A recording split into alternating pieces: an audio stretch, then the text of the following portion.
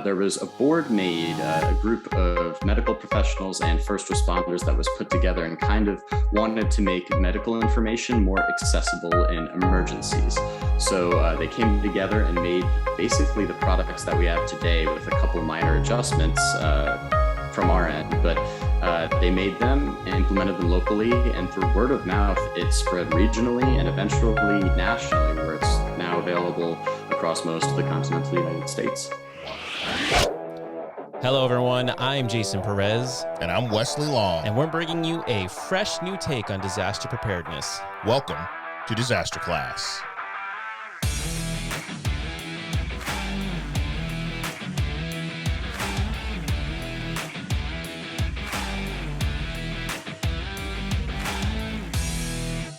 All right. Hello, everyone, and welcome back to another episode of Disaster Class. I'm Jason Perez. And I'm Wesley Long. And Wesley,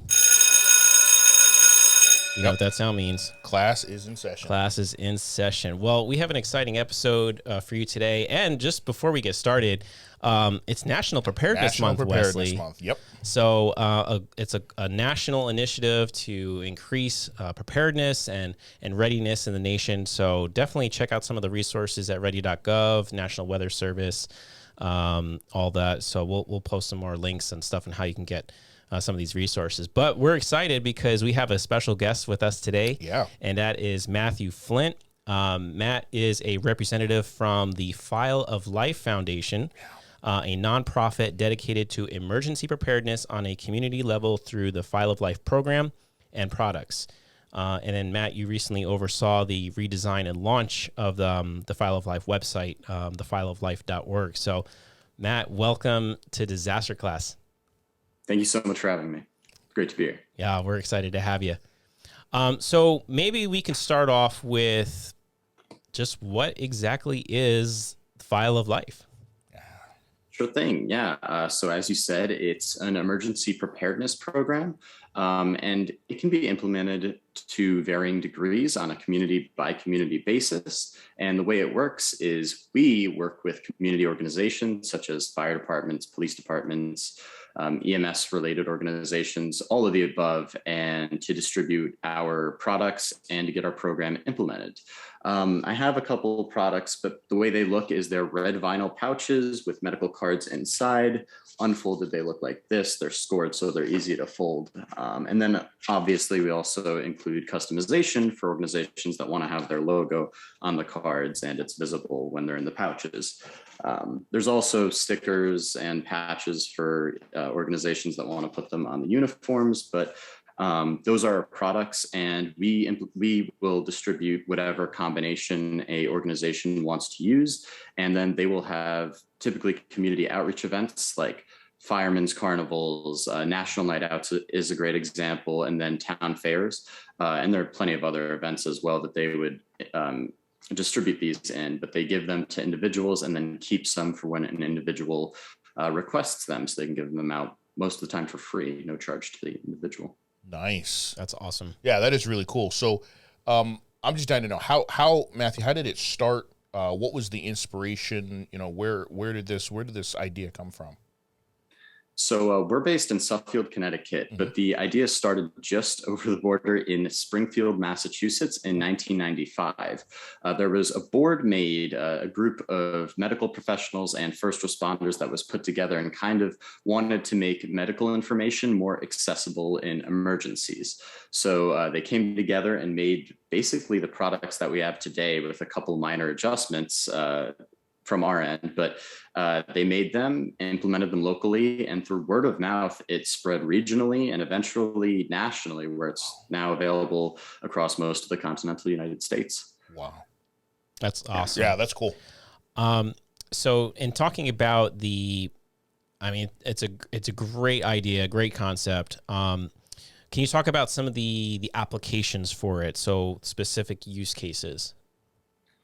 So a lot of it, it's really versatile, but certainly in cases where somebody has allergies, takes medications, any kind of medical preconditions, or the elderly find a lot of use out of it and were the original adopters of it on an individual basis.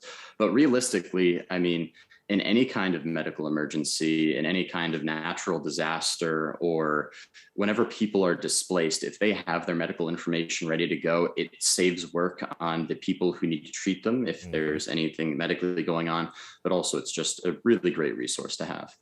Hey everyone, just want to pause real quick to thank Sawyer Products for sponsoring this episode of Disaster Class. Sawyer Products offer the best, most technologically advanced solutions for protection against sun, bugs, water, and injuries. Everything from water filtration systems to insect repellents. I personally have been using their water filters for years. So if you're at work, at home, or at play, make sure you check out Sawyer Products at sawyer.com.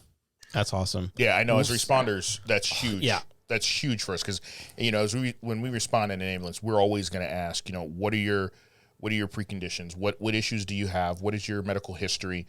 What medications are you on? What allergies do you have? Because all of that is super important information immediately that we need to have in order to manage care. So that's huge. And it's vital for us to be able to treat and render aid. We have to be able to get that data. It's funny. There's a saying in EMS, like if you describe what we do, it's we do precision guesswork based on unreliable data provided by those with questionable knowledge. Yeah, right. And essentially, File of Life helps to kind of mediate that, mitigate that issue, because a lot of times, most people are not medical professionals, so. Even though hopefully they've received some sort of medical education and training from their healthcare provider, sometimes that isn't always the case. And a lot of times they're just prescribed medications, or it's like, you have this, do this. And they don't even really understand the full picture when it comes to their medical history and medications, why they're even taking specific medications. Like, I don't know. I think that's for my heart. I'm not sure. It's for hypertension. I don't know. Yeah. So, man, what a valuable resource. And before I even knew what File of Life was, I always recommend to everybody, especially the elderly, like you pointed out, Matt, like it's such a perfect application, is have a list, like your name, like your date of birth, like your medical history, what your allergies are, what your medications are, because for us to be able to treat you, we need that. We need all that information. And a lot of times people, especially even if if you have a really good understanding of your medical history and background, under the heat of the moment and the adrenaline response, like you might be leaving out details or forgetting, or if you're incapacitated. Unconscious. Right. So, and you can't speak for yourself. Exactly. Right. Got to have it. So, man, it's the File of Life program is definitely something that I personally believe in. I've seen it out in the field. It's been really helpful when I show up at a patient's residence and they have that. I see that big red File of Life sticker on the fridge. I know, okay, I got something to work with here. Yep. Yeah, for sure. Yeah, we do try to consolidate all of it onto one card, and that's really helpful too. We've gotten a lot of feedback that having as much information as possible on as small a piece of paper is great for EMTs, because even if somebody is detail oriented and it has everything written down on a bunch of pieces of paper, flipping through can waste precious seconds. Yeah, and that's a perfect thing you just said too, like seconds, right? And that's the thing I think I want our listeners to really take away, like the value of this, is because when we're trying to play detective and trying to figure out, piece all the puzzle pieces together, it takes time, and it's like, and so much of the care can be advanced quicker if we have all those pieces, readily available. So it definitely saves precious seconds and minutes. Yep, agree. Do you have any success stories? Like, I've seen the value of it, but do you have any specific stories you want to share of this program working? So I've been with the File of Life for a pretty short period of time now, but even now, routinely when we're receiving reorders from advocates and organizations that work with us, they will tell us, this is such a valuable resource. This is something we use every day, and it really does save lives. And after every natural disaster that happens, we do get a number of calls that either are we're so happy we had this, or the hard ones to hear are, we wish we had this because it would have been so useful, but we need to implement it now. So I don't want to give any individual stories or any individual names, but realistically it's continuous feedback. So it's really gratifying. Yeah, that's awesome. Proof that you're doing good work, you know? Yeah, that's really cool. So now how about this call to action? What should our listeners do? You had an opportunity to talk to the general public.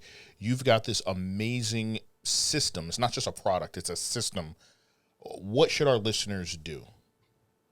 So we don't have the capacity to fulfill individual requests, which is really hard, but it's actually set up on purpose to be through organizations at a community level. Right. Because if a community's organizations that treat people in emergencies don't know about it, then they won't know to look for it in the first place, right? So realistically, if individuals want this product, reaching out to their fire department, police department, ambulance services, hospitals, medical centers, a lot of those places will carry it. Or if they don't know about it, you can always request that they look into it. Yep. A lot of our individual advocates, and we have a really strong number of incredible people who go and just they're advocates of our program. They go and talk about it, have gotten communities to implement it just by talking about it at a town meeting or a town hall. Yep. Yeah, that's awesome. Really cool. And that's a good way to build, like, if your community doesn't have it, start building a little bit community network. Absolutely. Get your neighbors together, get your family together, and rally together to get your local agencies to implement it. And I like that it's a community-based approach. Because you're 100% right.